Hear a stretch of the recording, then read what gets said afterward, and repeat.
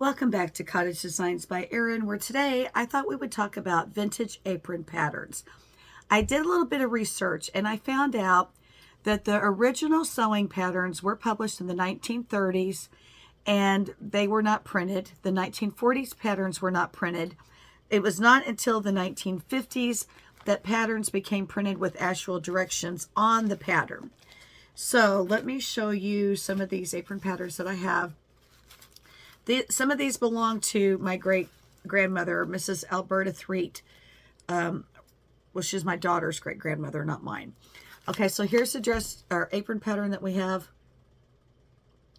This is from the 1940s, which means that it is that yellow tissue paper that you just line up the notches and dots on. There are no pre-printed directions on this. Okay, next she had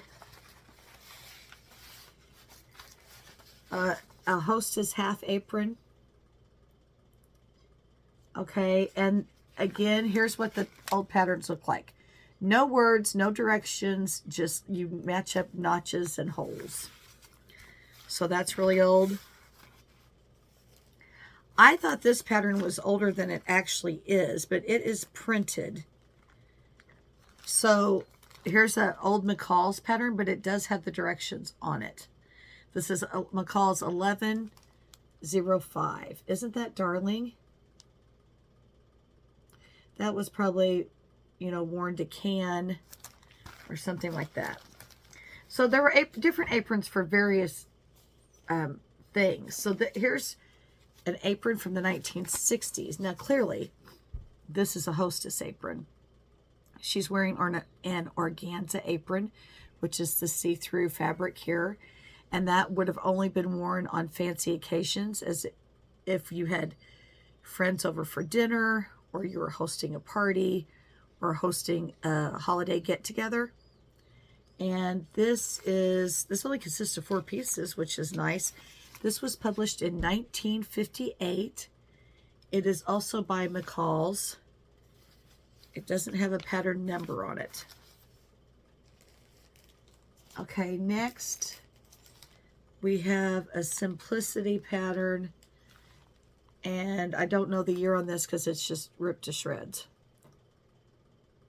The pattern number is Simplicity 4443. You notice we have the long apron here, which is utilitarian. We've got a little short apron, and then we have a baker's apron. Okay.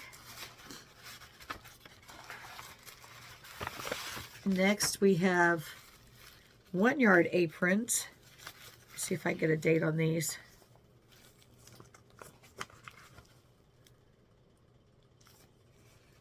No date. And this is Simplicity 1359. 1359. I like the little heart-shaped bodice. Isn't that adorable? And the heart-shaped pockets. Too cute for words.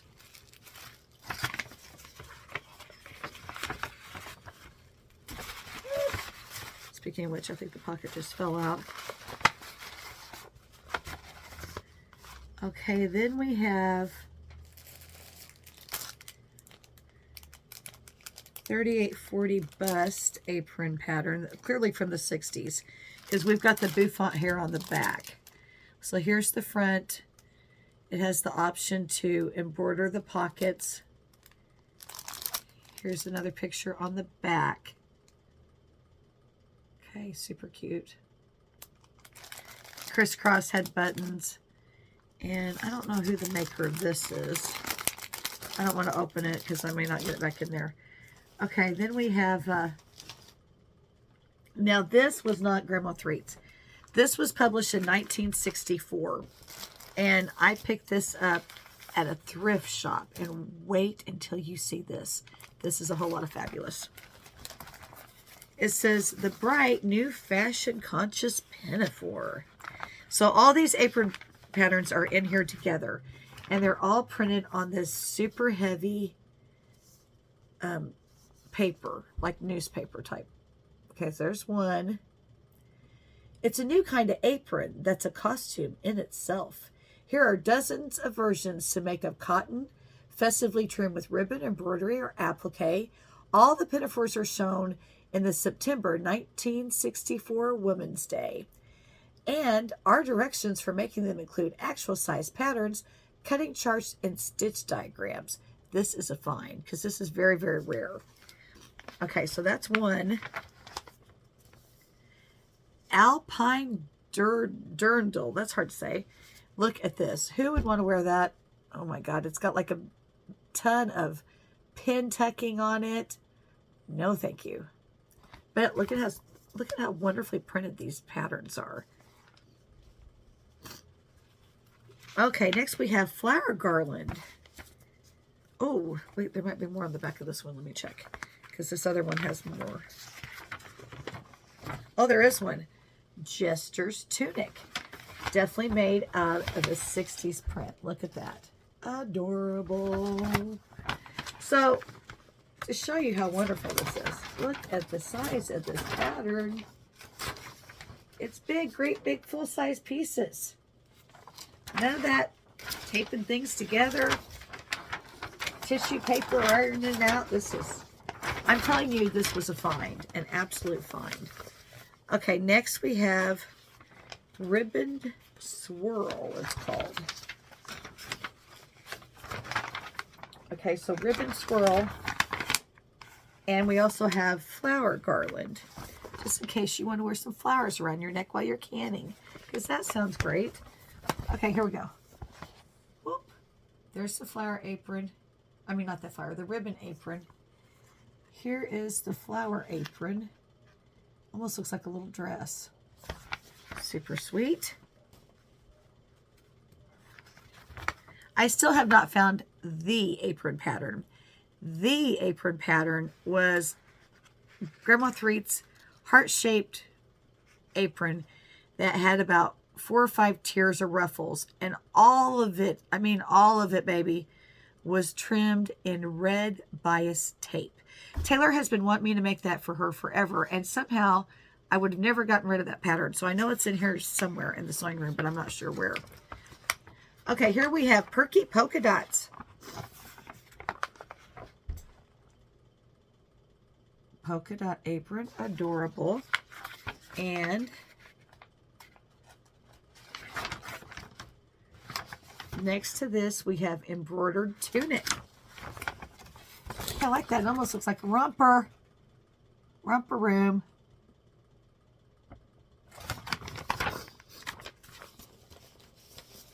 Okay, let's see what we have next. Oh, Strawberry Festival.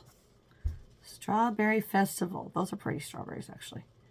So you could hand embroider yourself some strawberries. And see if there's anything else on there. Nope, that's all the strawberry pattern. Look at the size of these strawberries. These things are huge. Wonderful. Okay. This might be the last one. Oh, the daisies, of course. Okay, we have daisies here. Applique A-line. Daisies. But then if you flip it over, we have a sailor apron. Look at that. That's cute. Too cute. So all of these came like this with this beautiful description in this great big bag, and I got it for 50 cents. I love it when I find stuff for $1.50 and 50 cents at these thrift shops. People don't even know. They don't even know that it's a one-of-a-kind pattern from 1964, published in Women's Day that you'll never, ever, ever see again. So here's how I found it, like this, for 50 cents. Adorable. Okay, so the last pattern, I purchased this off of eBay because, I mean, one of my favorite scenes in Cinderella is when they're making the dress and the birds come in and they help sew the dress and they help put on the sash. So what do we have?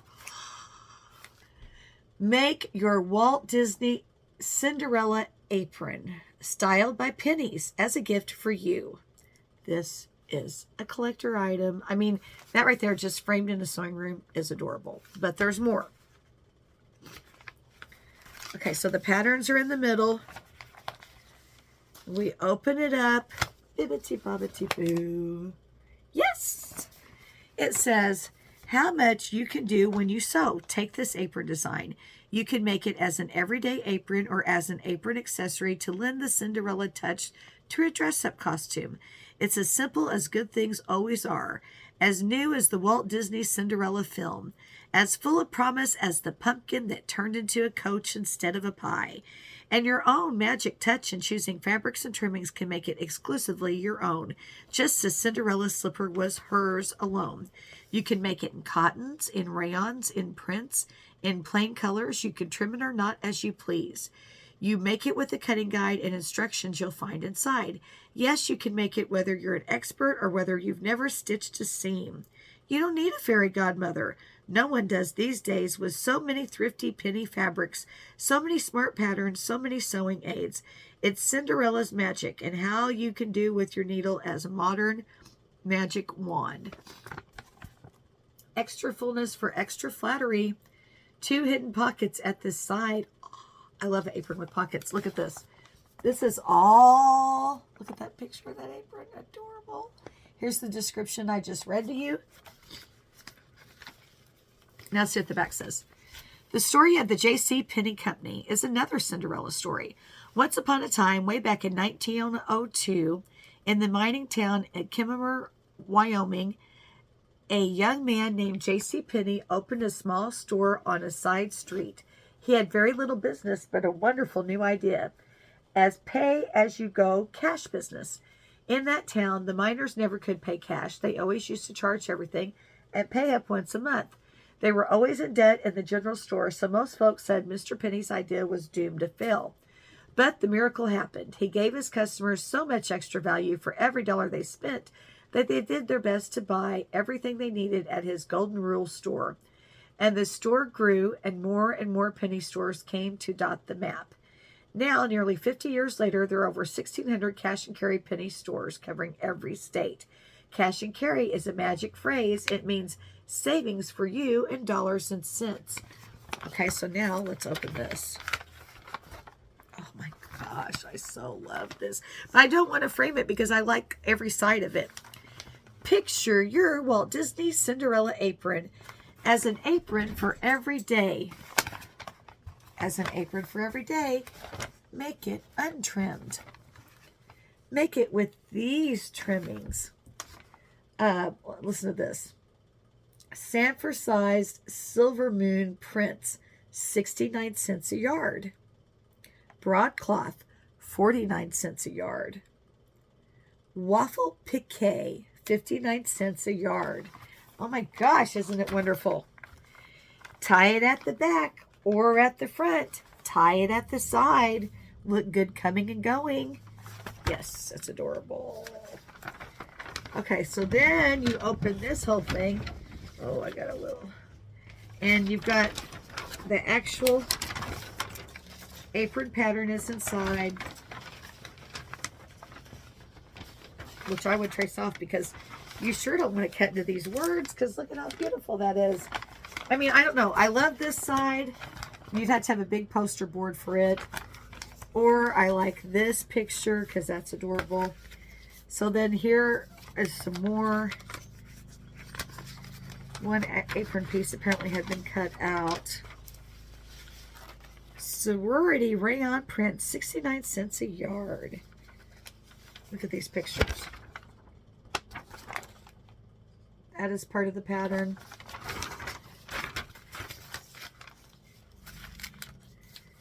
And then here's some paper, probably part of the pattern as well inside.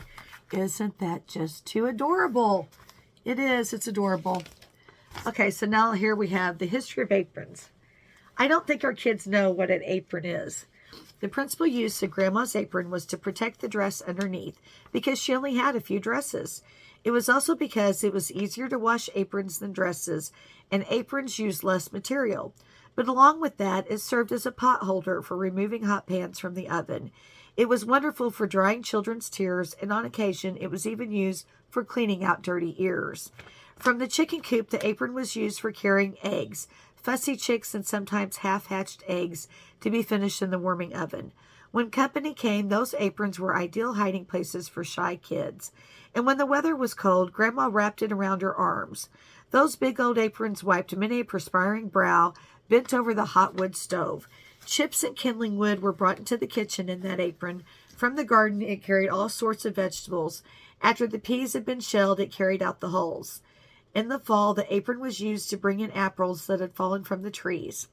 When unexpected company drove up the road, it was surprising how much furniture that old apron could dust in a matter of seconds. When dinner was ready, Grandma walked out onto the porch, waved her apron, and menfolk knew it was time to come in from the fields to dinner. It will be a long time before someone invents something that will replace that old-time apron that served so many purposes. So send those to who would know and love the story.